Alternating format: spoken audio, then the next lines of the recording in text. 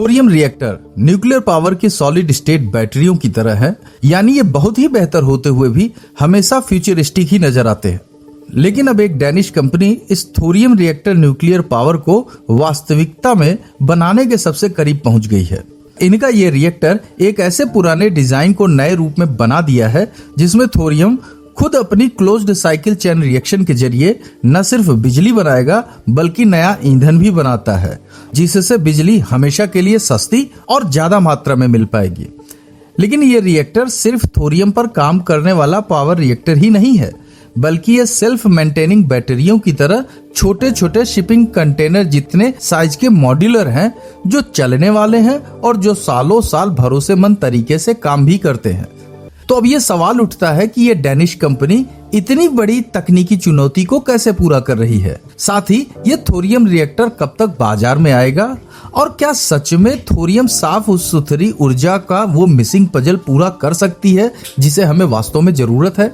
तो इस कहानी की शुरुआत 1950 और 60 के दशक में होती है, जब एटॉमिक एनर्जी कमीशन ने न्यूक्लियर एनर्जी को इसके न्यूक्लियर वेपन बन जाने के डर से एक कदम आगे निकलकर इसका डेवलपमेंट ऐसे प्रोजेक्ट में लगाना शुरू किया जिसमें परमाणु को एक सस्ती ऊर्जा में तो बदला ही जा सके, बल्कि इसकी अवेलेबिलिटी हमेशा के लिए बनी रहे।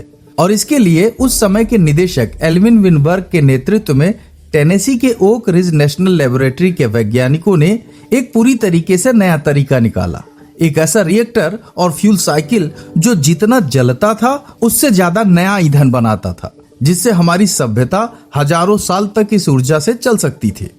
इसका डिजाइन मोल्टेन साल्ट रिएक्टर था, जो थोरियम से बना ईंधन इस्तेमाल करता था और 1965 से 1969 तक 15,000 घंटे का सफलतापूर्वक 8 मेगावाट की गर्मी भी देता रहा।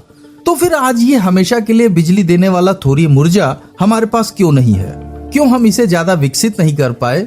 और इसके पीछे की क्या वजह है कि एटॉमिक एनर्जी कमीशन ने अपना ध्यान दूसरे तरह के ब्रीडर रिएक्टर पर लगाना शुरू किया, जिससे इस प्रोजेक्ट की फंडिंग बंद हो गई और फाइनली इस प्रोजेक्ट को बंद ही कर दिया गया।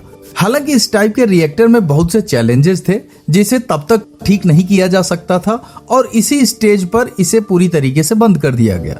लेकिन इसके बावजूद थोरियम रिएक्टर आज भी बड़ी उम्मीद है और शायद आने वाले दशकों में ये हमारे एनर्जी की दुनिया को बदल देगा। आपको बता दें कि थोरियम में लगातार काम करने वाले एल्विन विनबर्ग, जो टेनेसी के ओक रिज नेशनल लेबोरेटरी के वैज्ञानिक के निदेशक थे और इस प्रोजेक्ट को लीड भी कर रहे थे, को सिर्फ इस बात के लिए निकाल दिया गया था कि वो थोरियम के इस प्रोजेक्ट की ही वकालत कर रहे थे। हालांकि उन्हें यकीन था कि उनका ये प्रयास दुनिया के बिजली की समस्या को हमेशा के लिए खत्म कर सकता है। उन्होंने कहीं अपनी डायरी में लिखा था कि मुझे उम्मीद है कि न्यूक्लियर के दूसरे युग में मोल्टेन साल्ट टेक्नोलॉजी फिर से जिंदा हो जाएगी। और अब उनकी ये इच्छा पूरी हो सकती है एक डेनिश कंपनी की वजह से, जहां इस उम्मीद को वास्तविकता में बनता दिख रहा है। जी हाँ, ऐसा ही कर रही है डेनमार्क के स्टार्टअप कोपेनहेगन एटॉमिक्स, जो विनबर्ग के सपने को फिर से जिंदा कर रही है, जिसमें एक ऐसा ब्रीडर रिएक्टर बनाया जा रहा है जो जितना ईंधन जलाएगा उससे नया फिसाइल फ्यूल यानी एक टाइप का न्यूक्लियर फ्यूल भी बनाएगा।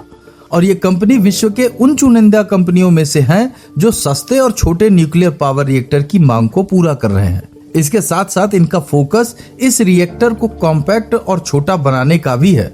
मतलब ऐसा समझिए, इस कोपेनहेगन एटॉमिक्स का रिएक्टर एक स्टैंडर्ड 40 फुट के शिपिंग कंटेनर में फिट हो जाता है। यहाँ मॉड्यूलर का मतलब है कि वे हर दिन एक रिएक्टर असेंबली लाइन में बनाना चाहते हैं और जरूरत के हिसाब से उन रिएक्टरों को ट्रक से प्लांट तक ले जाकर बिजली उत्पादन को बढ़ाना चाहते हैं।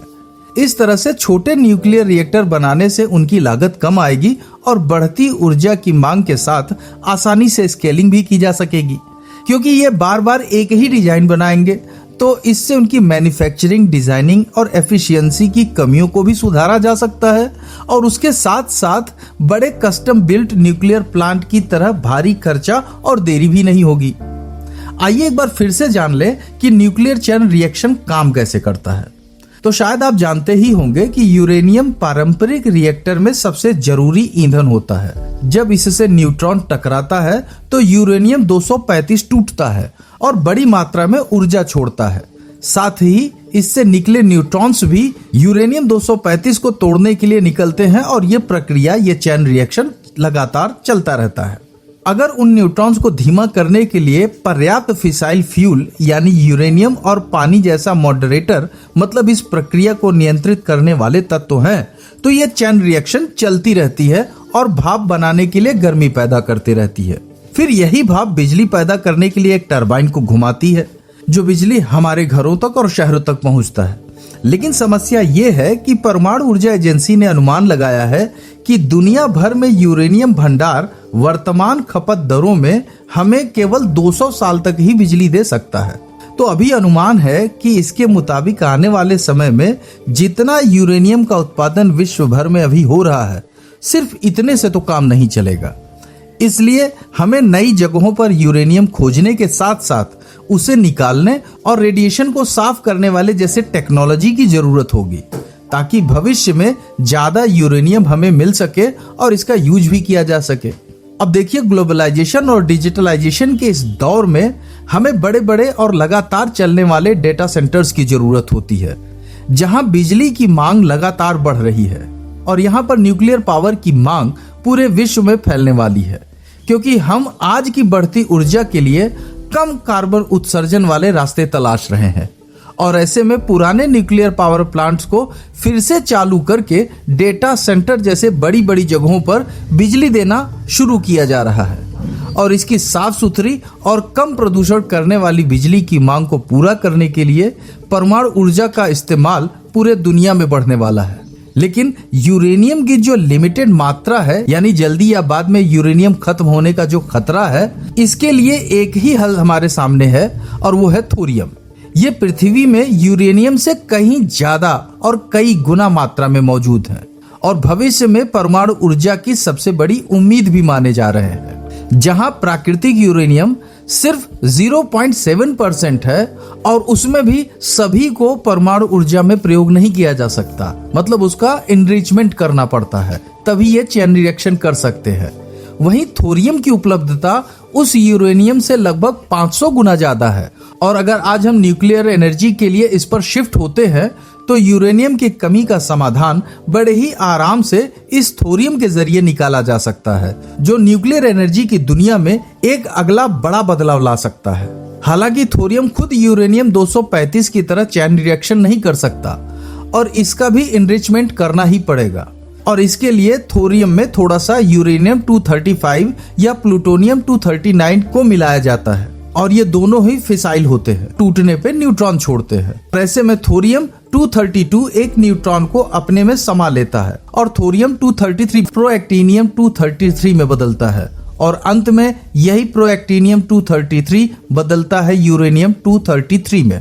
अब सबसे खास बात यह है कि यूरेनियम 233 भी फिसाइल होता है। इसका मतलब ये टूटकर न्यूट्रॉन छोड़ता है, जो चेन रिएक्शन को बनाए रखता है। लेकिन जहां पुराने रिएक्टर में यूरेनियम 235 सिर्फ ज्यादा ईंधन खाता था, वहीं यूरेनियम 233 से निकले न्यूट्रॉन्स थोरियम से नया ईंधन बनाते हैं। अब आप पूछेंगे कैसे?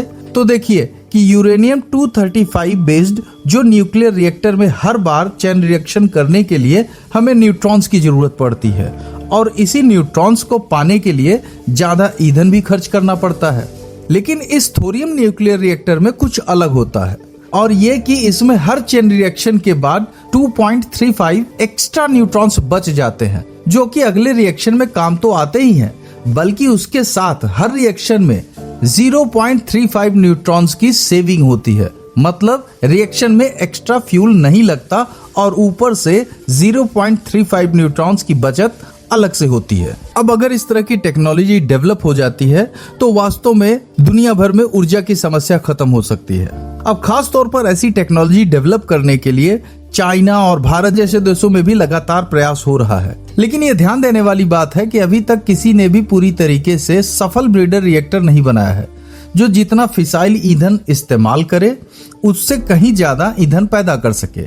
न तो चीन ने ही और न ही कोपेनहेगन एटॉमिक्स ने यह साबित किया है। लेकिन जिस तरह से टेक्नोलॉजी डेवलपमेंट चल रही है, हो सकता है आने वाले वक्त में ये टेक्नोलॉजी हमारे ऊर्जा की समस्या हमेशा के लिए बदल दे।